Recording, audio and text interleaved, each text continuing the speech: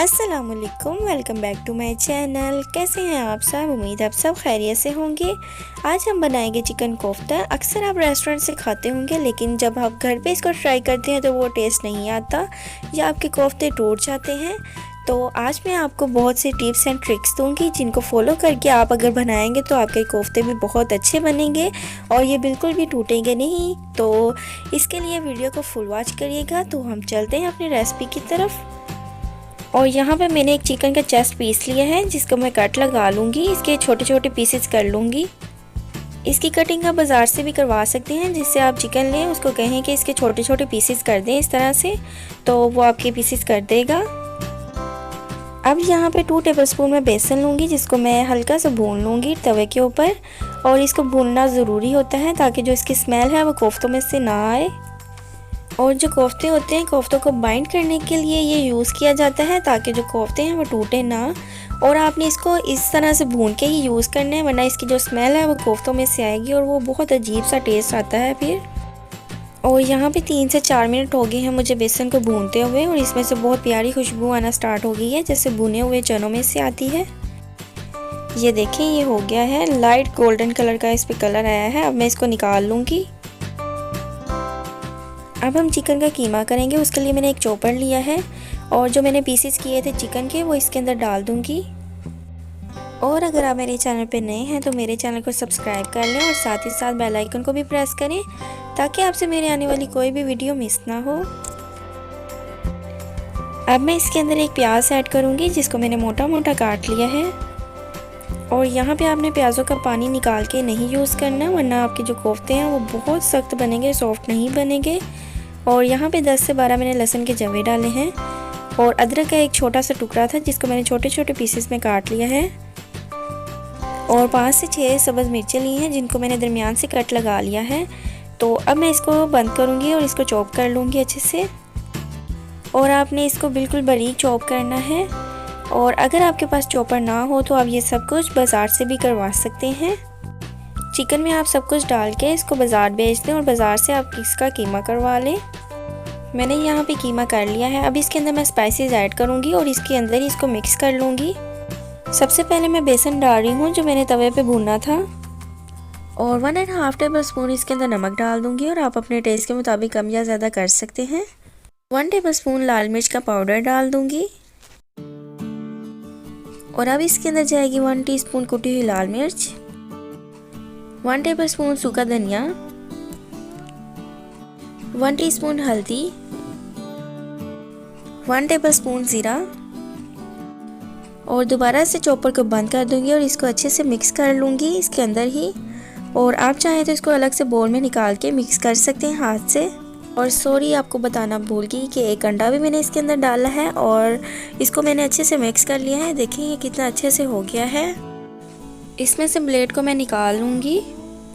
और अब कोफ्ते बनाने के लिए मैं हाथों पे ऑयल लगा लूँगी। और अब कोफ्ता बनाने के लिए थोड़ा सा कीमा हाथ में लूँगी और इस तरह से इसको दबाऊँगी। और आप चाहें तो किसी भी साइज़ का बना सकते हैं। इस तरह से मैं हाथ के ऊपर इसको राउंड करते हुए बना लूँगी। इसको गोल शेप दे लूँगी, बहुत इजीली हो जाएगा। ये देखिए कितना अच्छे से ये हो गया है, बिल्कुल गोल। और इसी तरह से अब मैं सारे बना लूँगी। और यहाँ पे मैंने सारे बना लिए हैं। अब इनको फ्राई करने के लिए मैं एक कढ़ाई लूँगी, जिसके अंदर मैं 1 कप ऑयल डालूँगी। और थोड़ा सा ये ऑयल ज़्यादा लेंगे ताकि हम इसको डिप करके इसको फ्राई कर लें। और यहाँ पे जो मेरा फ्लेम है वो मीडियम है, आपको बबल से ही अंदाज़ा हो रहा होगा। और आपने फ्लेम को बहुत हाई करके नहीं बनाना, वरना 2 से 3 मिनट में इसको कलर तो आ जाएगा, लेकिन ये अंदर से कच्चे रहेंगे। और 3 से 4 मिनट के बाद इनकी साइड में चेंज कर लूँगी। और मुझे यहाँ पे 5 मिनट हो गए हैं इनको फ्राई करते हुए, और मैं इनकी साइड चेंज करती जा रही हूँ 2 से 3 मिनट के बाद। और यहाँ पे मुझे 10 से 12 मिनट हो गए हैं इनको फ्राई करते हुए, और इनके ऊपर बहुत अच्छा कलर आ गया है। अब मैं इनको निकाल लूँगी। और अगर आपको मेरी वीडियोस अच्छी लगती हैं तो मेरे चैनल को ज़रूर सब्सक्राइब कीजिएगा। ये आपकी तरफ से प्यार होता है, मोहब्बत होती है, और आपकी तरफ से एक इनाम होता है। तो यहाँ पे मैंने ये सारे कोफ्ते निकाल लिए हैं। और यहाँ पे मैंने कोफ्तों वाला ही ऑयल यूज़ करना है, लेकिन हाफ़ कप मैं इसके अंदर यूज़ करूँगी, बाकी ऑयल मैं निकाल दूँगी क्योंकि बहुत ज़्यादा ऑयल था। अब इसके अंदर 2 मीडियम साइज़ के प्याज डाल दूंगी जिनको मैंने मैश कर लिया था। अब मैं इनको अच्छे से फ्राई करूंगी तकरीबन 4 से 5 मिनट के लिए। यहाँ पे मुझे 5 मिनट हो गए हैं प्याज़ों को अच्छे से फ्राई करते हुए। और अब इसके अंदर 1 टेबलस्पून मैं लहसुन का पेस्ट डाल दूंगी। और इसकी जो रेसिपी है वो मेरे चैनल पे अपलोड है कि मैंने इसको कैसे पेस्ट बनाया है और आप इसको कैसे महफूज कर सकते हैं। ऊपर आई बटन पे आपको लिंक आ रहा होगा, आप वहाँ से देख सकते हैं। और अब लहसुन को भी अच्छे से फ्राई करूँगी ताकि जो लहसुन की स्मेल है वो ख़त्म हो जाए। और यहाँ पे मैंने 2 मीडियम साइज़ के टमाटर डाले थे जिनको मैंने अच्छे से भून लिया है। और भूनने के बाद अब मैं इसके अंदर 1/4 कप दही का शामिल कर दूँगी। और दही को इतना भूनूंगी जो इसका पानी है वो अच्छे से खुश्क हो जाए। यहाँ पे मुझे 5 मिनट हो गए हैं मसाले को अच्छे से भूनते हुए। अब इसके अंदर सब्ज़ मिर्चें डाल दूँगी 3 अदद। और अब इसके अंदर फ्राई किए हुए कोफ्ते डाल दूँगी। और इसमें कोफ्ते डालने के बाद इसको 5 मिनट के लिए मज़ीद और भून लूँगी। तो यहाँ पे मुझे 5 मिनट हो गए हैं मसाले के अंदर कोफ्तों को भूनते हुए। और अब इसके अंदर मैं पानी डाल दूँगी तकरीबन 1 गिलास। और इसको एक दफ़ा मिक्स करके मैं 5 मिनट के लिए इसको दम दे दूँगी। और यहाँ पे 5 मिनट हो गए हैं और हमारे कोफ्ते तैयार हो गए हैं। अब इसके ऊपर मैं सब्ज़ धनिया डालूँगी कटा हुआ। और अब आपको इसको डिश आउट करके दिखाती हूँ। तो तैयार है हमारे चिकन कोफ्ते।